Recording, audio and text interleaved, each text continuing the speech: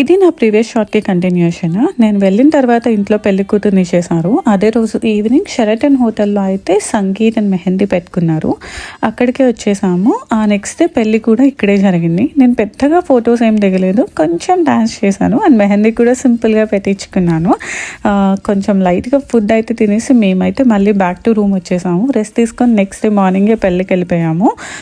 పెళ్ళికి అయితే డెకోర్ అది చాలా బాగా చేశారు. చాలా క్యూట్గా అండ్ సింపుల్గా అనిపించింది నాకు.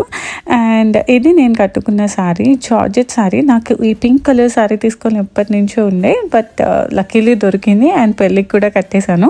సమాంత ఏమో నాలోనే పోస్ట్ పెట్టడానికి ట్రై చేస్తుంది. అండ్ ఇక్కడైతే ఫైనల్గా పెళ్ళి అయిపోయింది.